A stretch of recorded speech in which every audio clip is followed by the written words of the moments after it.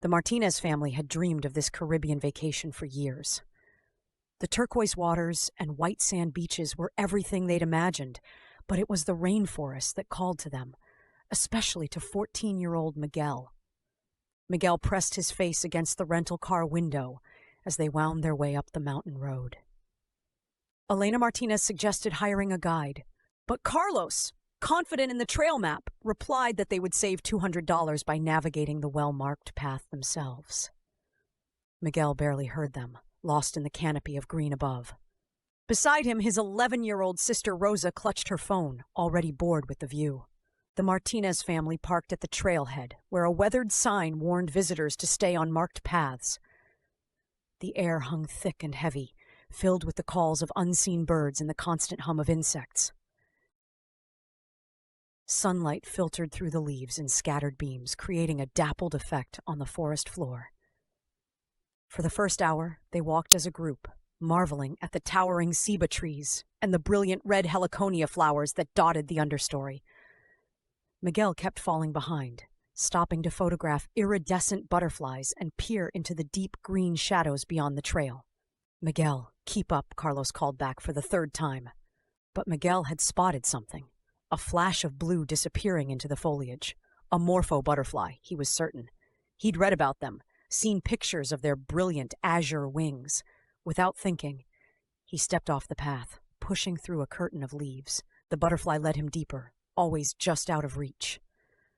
Miguel followed, his camera ready, not noticing how the forest closed behind him like water after a passing ship.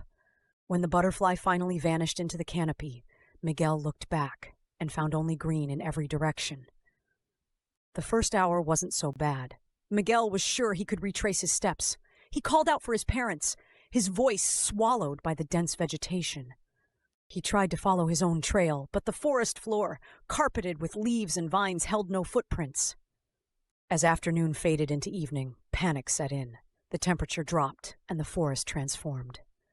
New sounds emerged, rustling in the undergrowth, strange calls from the darkness above.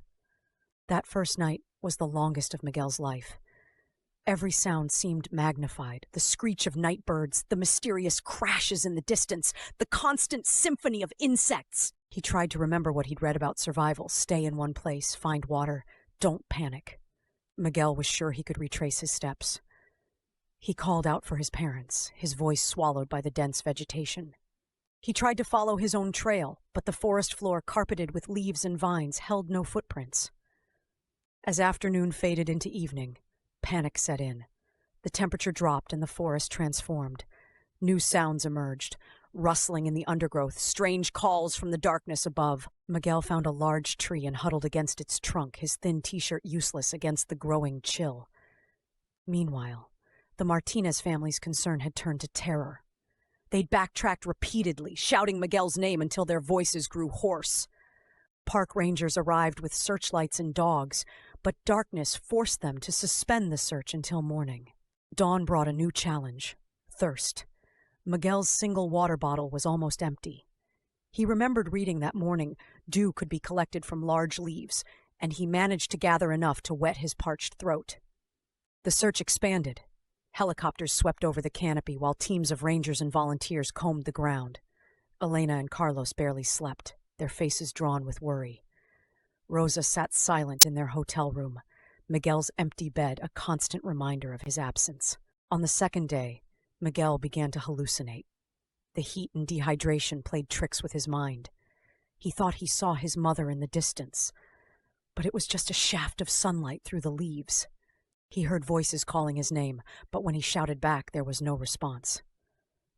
The forest seemed alive around him. Leafcutter ants marched in endless columns past his feet. Howler monkeys roared in the distance. Brilliant birds flashed through the canopy above. Under different circumstances, it would have been fascinating. Now it felt like the forest was mocking him. Rain fell in the afternoon, a blessing and a curse. Miguel caught water in his empty bottle, but the downpour soaked him to the bone.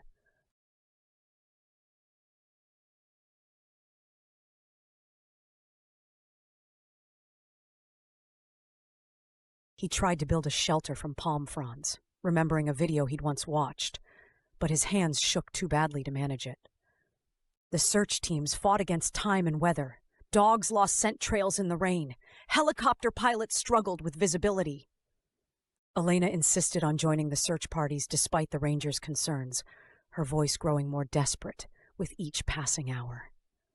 On the third day, Miguel's world narrowed to a small clearing where he'd decided to stay put.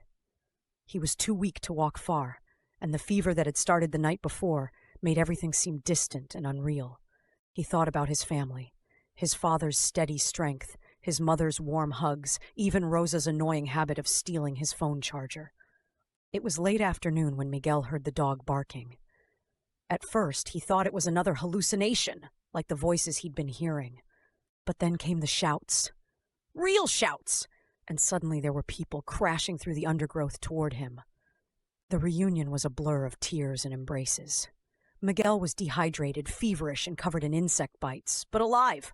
The medical team that had accompanied the search party immediately started treatment, wrapping him in thermal blankets and starting an IV. Elena wouldn't let go of her son, even as they carried him out on a stretcher. Carlos walked beside them, one hand on Miguel's arm, as if afraid he might disappear again. Even Rosa forgot her teenage coolness and held her brother's hand, crying quietly. Later in the hospital, Miguel would learn that he'd wandered nearly 5 miles from the trail. He'd survived on dew and rainwater, avoiding any strange fruits or plants that might have been poisonous.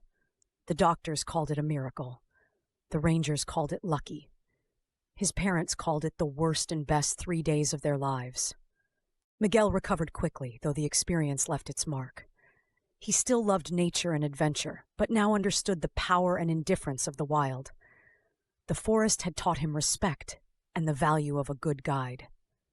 Months later, the Martinez family would return to the same rainforest. This time, they hired an experienced guide who showed them hidden waterfalls and explained the intricate web of life around them.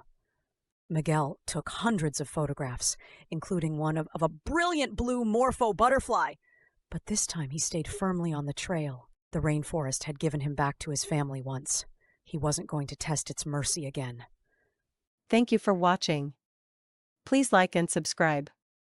Tell us where you are watching from. We would like to know. Thank you.